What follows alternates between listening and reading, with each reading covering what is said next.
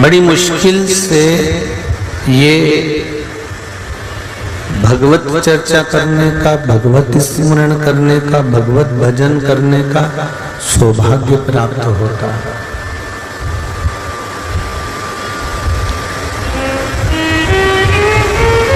वो भी यदि हमारे कर्म ठीक हैं तो हमको मिलेगा, नहीं तो बड़ा मुश्किल है। हम पहले भी कथा में कहे, आज फिर कहते हैं कि प्रत्येक जन्म में पत्नी मिल जाएगी, प्रत्येक जन्म में पुत्र मिल जाएगा, पुत्री मिल जाएगी, प्रत्येक जन्म में रहने के लिए स्थान मिल जाएगा, प्रत्येक जन्म में भोजन मिल जाएगा। पर 84 लाख योनियों में प्रत्येक जन्म में आपको घर, पत्नी, पति, बच्चे, परिवार, भोजन, पानी, ये सब कुछ मिलेगा। पर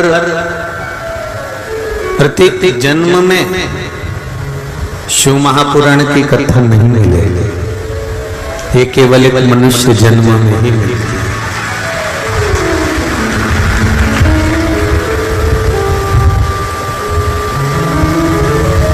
और कोई जरूरी नहीं है कि मानव का जन्म वापस हमें मिलेगा कि ना मिलेगा, इसको किसने देखा, किसको मालूम।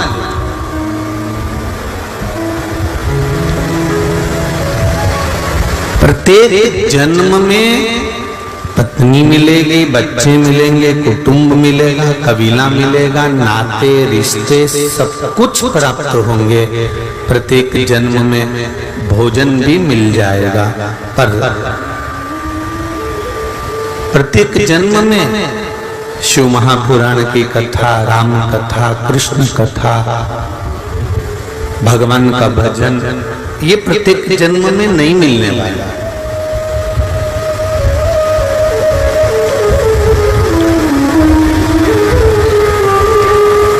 बड़ी मुश्किल से नर तन मिला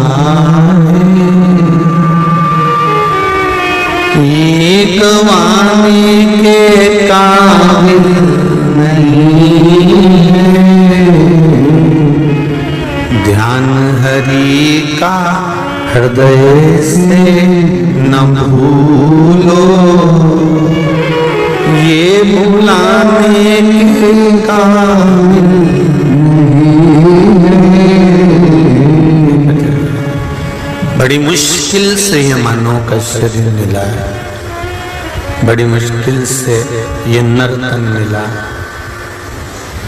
और इतनी मुश्किल से अगर नर तन मिला है, इतनी मुश्किल से यदि मनुष्य का शरीर मिला है और उसको यूं ही गवा दें हम, ऐसे ही छोड़ दें हम, तो हमारा जीवन व्यर्थ है।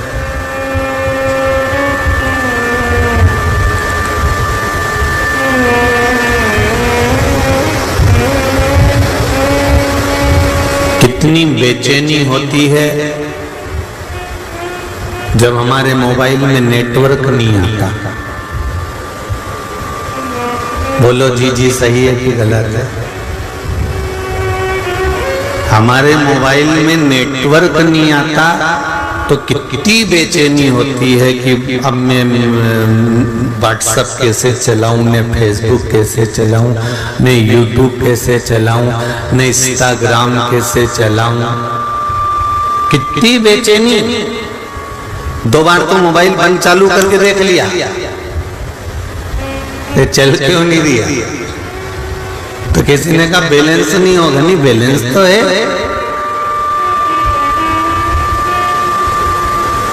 तो उसने कहा कि एक काम करो कि वो नेटवर्क दूसरी जगह चेंज करके देखो। तो उसमें 3-4 ऑप्शंस रहते हैं कि इस पे लेके क्लिक करा तो इस वाले ये BSNL से जुड़ गया कि जियो से जुड़ गया कि इससे जुड़ गया कि उससे जुड़ गया। उसने 3-4 जगह उसको जोड़ने का प्रयास किया।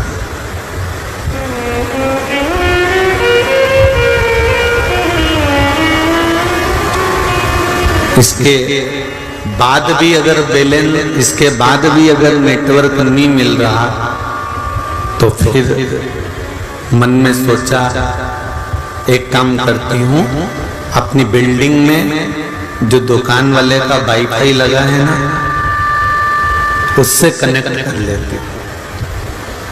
और बिल्डिंग में दुकान वाले का वाईफाई लगा था, उससे कनेक्ट कर लिया।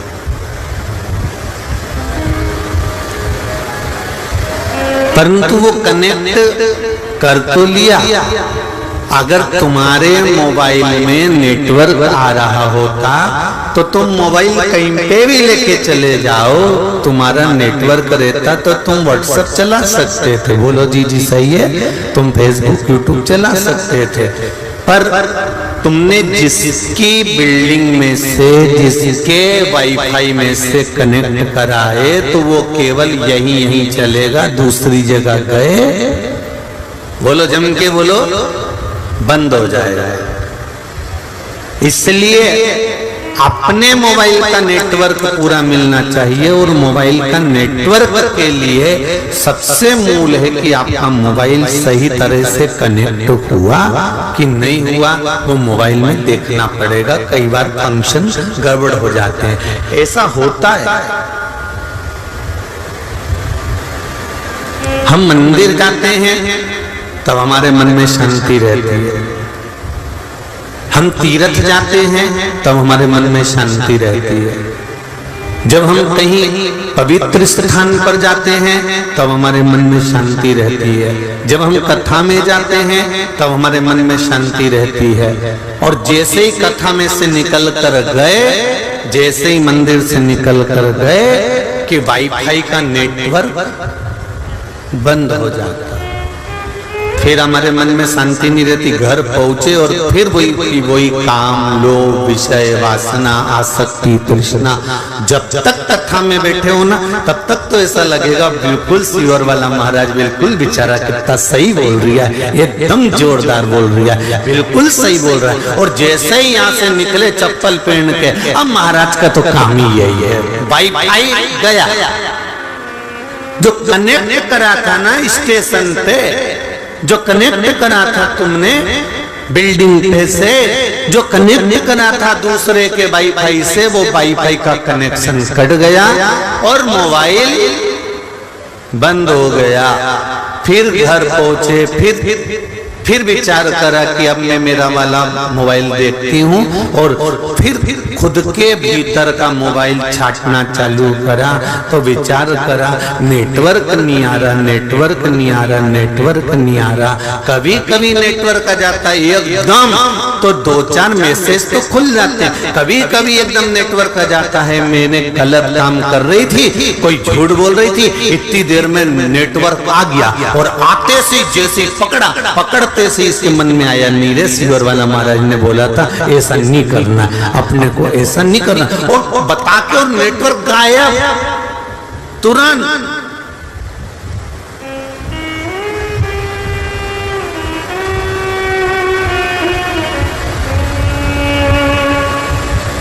एक निवेदन है, दूसरी जगह के वाईफाई से कब तक अपना मोबाइल कनेक्ट कर रखोगे? बोलो ईमानदारी की बात है। आप तो चलते फिरते मोबाइल ये शरीर है, इसलिए इसको अपने बल पर कनेक्ट करना बताओ। उस ईश्वर से ऐसा इस शरीर को और इस आत्मा को जोड़ लीजिए कि फिर वाईफाई की जरूरत नहीं पड़े, डायरेक्ट चलता रहे, डायरेक्ट। मैंने तेरे ही भरोसे, ओ बाबा तेरे ही भरोसे, हवा विच उड़ती जावांगी, बाबा डोर तो छड़के कटी जावांगी, भोले मेरे मदन शंभो मेरे वतन। बाबा इस कनेक्शन को जोड़कर रखना। सारी समस्या का हल एक लोटा जल। ये एक लोटा जल नहीं है, ये पूरा नेटवर्क है ऊपर से नीचे तक का। आप मंदिर जाती हो, एक लोटा जल समर्पित करती हो, वो एक लोटा जल समर्पित करना और उस जल का स्मरण करना कितना सुखप्रद होगा।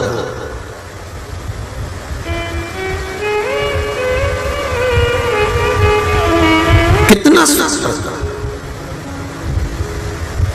महाराज आप उसका विश्वास रखकर, हृदय रखकर, चित्त रखकर आप उसको एक चावल का दाना भी चढ़ा रहे हो तो वो क्या दे रहा है आपको मालूम नहीं पड़ पाएगा।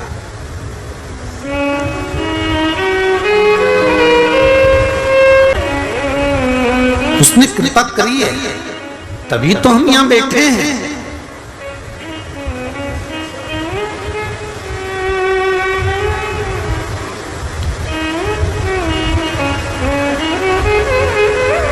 डेढ़ लाख 2 लाख लोग प्रतिदिन मोबाइल पर ऑनलाइन कथा श्रवण कर रहे हैं। जरा देखिएगा आप।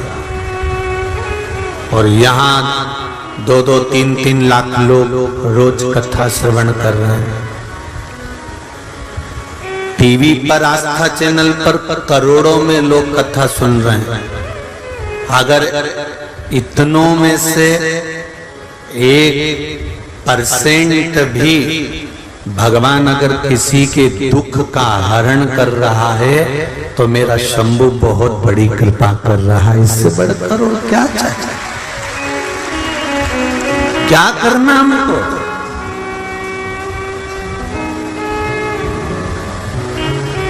बस कर्म श्रेष्ठ होना चाहिए।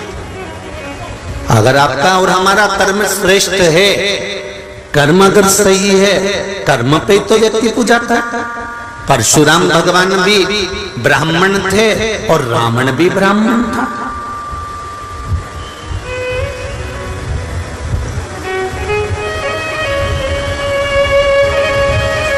रावण भी शंकर भगवान की आराधना करते थे और परशुराम भगवान भी शंकर की आराधना करते थे।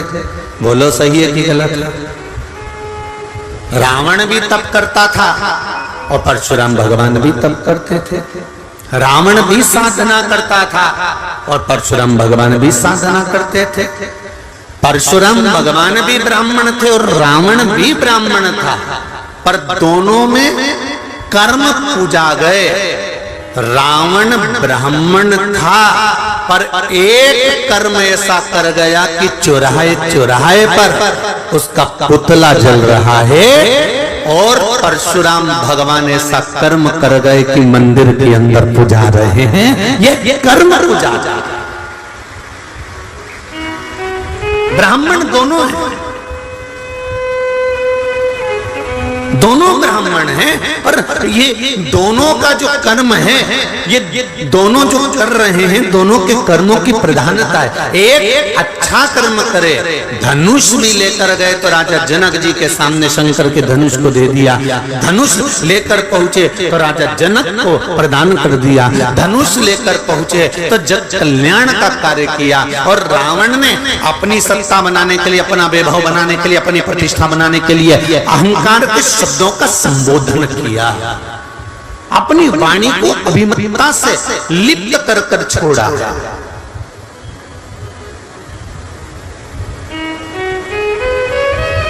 मत पूरे कर्म कर बंदे वरना पछताएगा।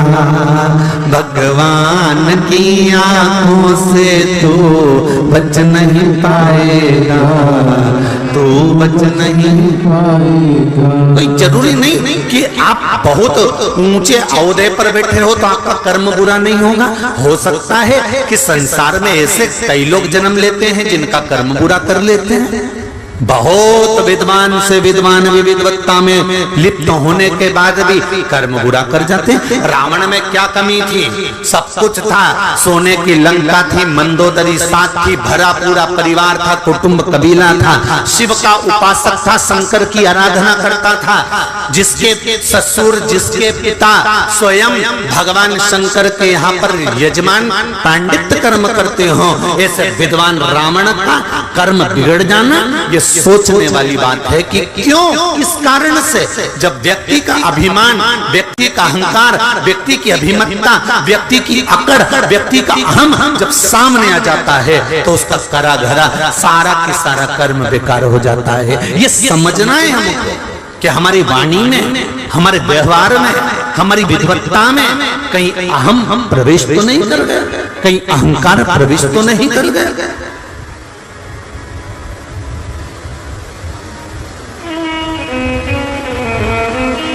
महिला मंडल के अध्यक्ष बन गए, अभी तक तुम भाभी जी थे, अभी तक तुम जीजी थे, अभी तक तुम काकी जी थे, अभी तक तुम चाची जी थे, अभी तक तुम बुआ जी थे, अभी तक तुम नानी जी थे। जैसे पद मिला, पद मिलते से तुम्हारे को थोड़ा सा अभिमान आ गया। अब कोई कह भी रहा है तो तुम मुझे जानती नहीं हो क्या? मुझे में अक्ल नहीं है? मैं अध्यक्ष हूं।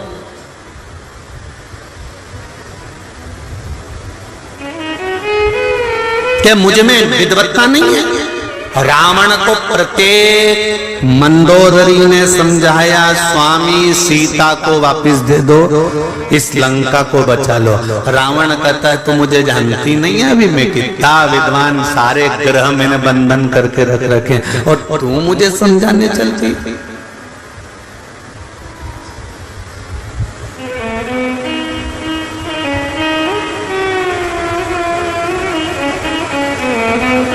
तो मुझे समझाने जा रही है।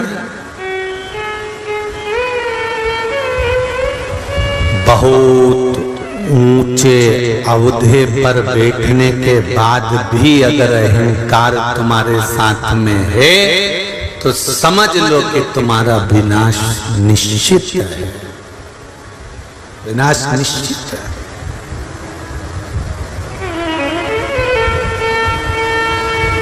कितना विद्वान था क्रौंच गंधर्व,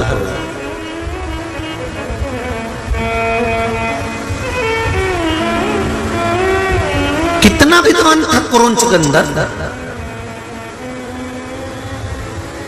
कहते हैं क्रौंच गंधर्व अगर कोई गलत काम करता था तो उसको रोक देता था। ए तुम क्या कर रहे हो, क्या कर रहे हो तुम?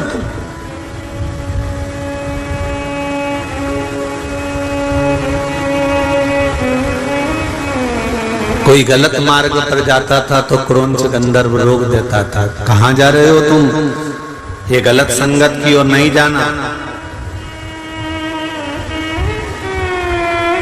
गलत मार्ग पर नहीं जाना। क्रौंच गंधर्व जो देवताओं के पास में रह रहा है, इंद्र की सभा में बैठता है, क्रौंच गंधर्व जो देवताओं की सभा में बैठकर सबको नीति का पथ दिखाता है, क्रौंच गंधर्व जो अच्छी जगह पर बैठकर लोगों का मार्ग निश्चित करता है, क्रौंच गंधर्व जो सब अप्सराओं को भी एक बात कहता है कि गलत पथ पर मत जाना, अप्सराओं को भी समझाता है। वो क्रौंच गंधर्व की बुद्धि कहां गई थी जब शोभनी ऋषि के घर में प्रवेश कर गया?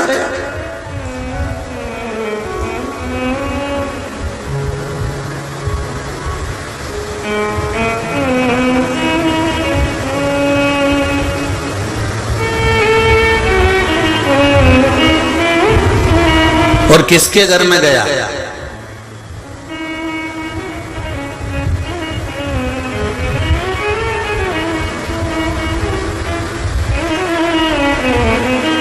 चोरी करने वालों को, चोटों को और चोटियों को एक निवेदन है। चोरी करने के लिए बहुत घर पड़े हैं, मेला पड़ा हुआ है, मार्केट पड़ा हुआ है, बोलो सही है कि गलत है? पूरा बाजार पड़ा हुआ है, शादी ब्याह पड़े हुए हैं, बहुत सारी किटी पार्टियां पड़ी हुई हैं। अगर चोरी ही करना है तो ऐसी जगह जाकर करो, पर चोरी कितना पापी चोर होगा, उसके पूर्वजों को कितना धिक्कारते होंगे देवता कि वो चोरी करने भी जाता है तो तीर्थ में और कथा में, जहां भक्त जाते हैं, जहां भगवान का भगत पहुंचता है, जहां भगवान का स्मरण करने वाला पहुंचता है, जहां भगवान का नाम जाप करने वाला पहुंचता है। तुम्हारा भाग्य कहां चले गया? क्या मेले नहीं लगते? क्या झूले नहीं लगते? क्या मार्केट में भीड़ नहीं होती? क्या मार्केट में नहीं जा सकते? चोरी करना है तो ऐसे जगह पर जाकर चोरी करो जहां भगवान का भजन ना हो रहा हो, जहां भगवान का कीर्तन ना हो रहा हो, जहां भीड़ भड़के में परमात्मा का नाम जाप ना हो रहा। चोरी करने का शौक है, भगवान ने तुम्हारे ललाट पर सील लगाकर भेजा है कि तुम चोरते हो तो चोरी करो, जाओ।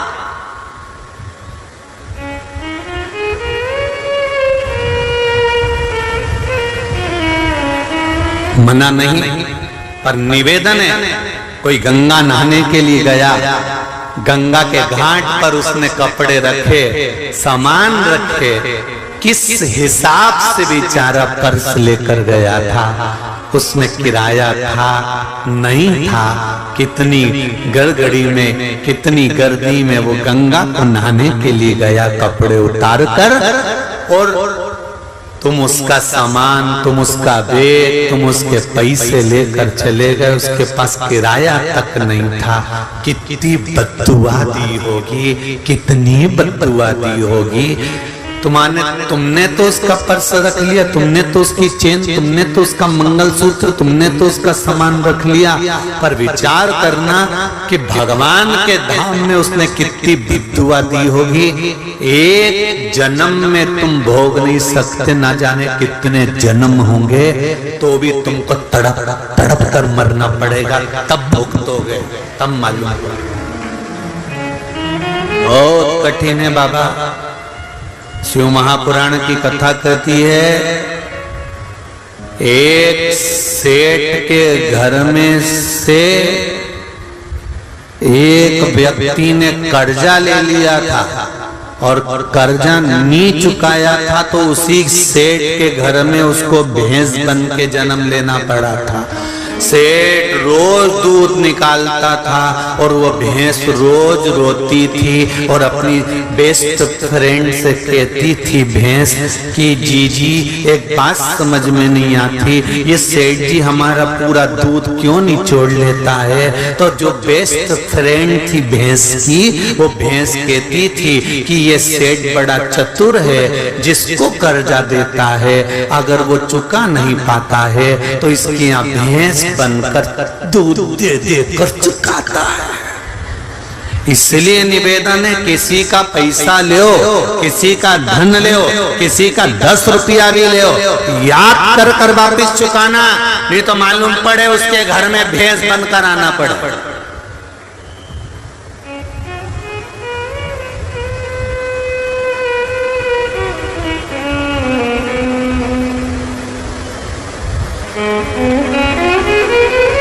कितना भोगना पड़ता है। हमें बड़ा दुख होता है जब हम गधे को देखते हैं, हमें बड़ा दुख होता है जब हम किसी पशु पक्षी को देखते हैं, हमें बड़ा दुख होता है किसी जानवर को देखते हैं और वो जानवर भूख से बिलख रहा होता है, रोड पर चक्कर खाकर गिर रहा होता है, जब वो बैलगाड़ी को खींच रहा होता है, भूखा प्यासा वजन तोड़ कर जा रहा होता है, तब हमको दुख होता है। बेचारा देखो तो शरीर कैसा बैल है, देखो तो शरीर कैसा जानवर है, कैसा जीव है, उसका मालिक उसको कोड़े मार रहा है, उसका मालिक उसको रस्सी मार रहा है और वो वजन से वजन सामान को लेकर भाग रहा है, दौड़ रहा है, चल रहा है, घोड़ा चलते जा रहा है, इतना वजन तोड़ कर जा रहा है। हमें दुख होता है, हमें दुख होता है, पर हम समझते हैं कि हमें दुख हो रहा है उसको देखकर, पर वो दुख नहीं होना चाहिए क्योंकि उसके कर्म का दंड वो भोग रहा है, जो पूर्व में किया था उसको भोगना पड़ रहा है।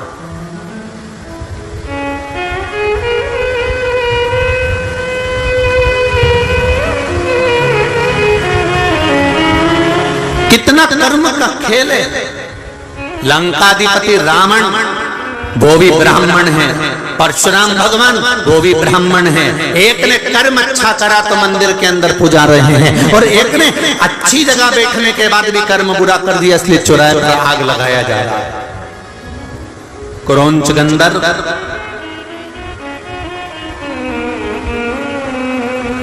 देवताओं की सभा में बैठने वाला क्रौंच गंधर्व, जो देवताओं की सभा में बैठकर सबको ज्ञान देता था, सबको विद्वत्ता बताता था, सबको अभिमतता में सबको अपना अपना रसतत्व ग्रहण कराता था।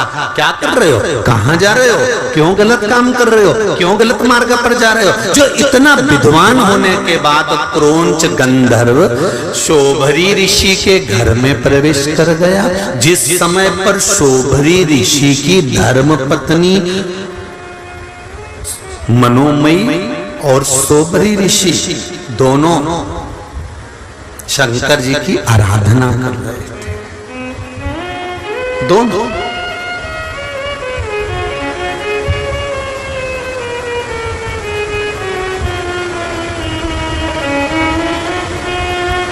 इसको नहीं मालूम था, इसको नहीं ज्ञात था। कई लोगों का प्रश्न रहता है कि हम गणेश जी बिठाते हैं तो गणेश जी के पास में वो चूहा रहता है, ये कौन था।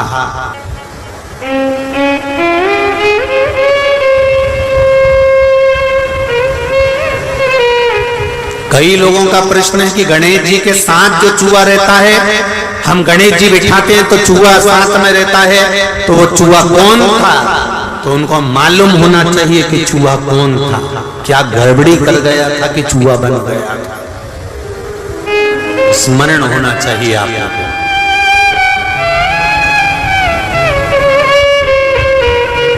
मनोमयी को लगा मेरे स्वामी आए, उसको भान नहीं हो पाया कि स्वामी नहीं है, ये तो क्रौंच गंधर्व प्रवेश कर गया।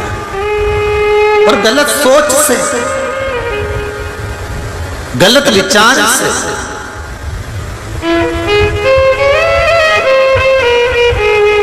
बहुत ऊंचे पद पर बैठ जाना या बहुत ऊंचे पद पर बैठकर अच्छे रह लेना, यह भगवान की कृपा से ही हो सकता है। ऊंच निवास नीचे कर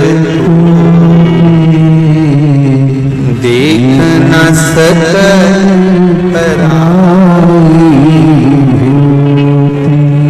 बहुत ऊंची गादी पर बैठ जाओ, बहुत ऊंचे सिंहासन पर बैठ जाओ, बहुत ऊंचे अहदे पर बैठ जाओ, बहुत ऊंचे सिंहासन पर बैठ जाओ, और बैठने के बाद अपनी चित्त, अपनी बुद्धि, अपना विचार, अपनी वाणी, अपनी सोच सही बनाकर रख लेना बहुत कठिन बात।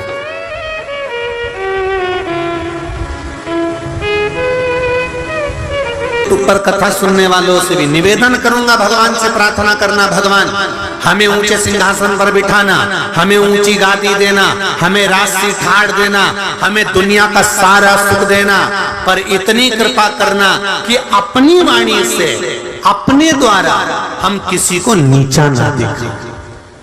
अपनी वाणी से, अपने द्वारा हम किसी को नीचा ना दिखाया जाए, किसी को हमारी वाणी से चोट ना लगे, किसी को हमारी वाणी से कोई घात ना पहुंचे।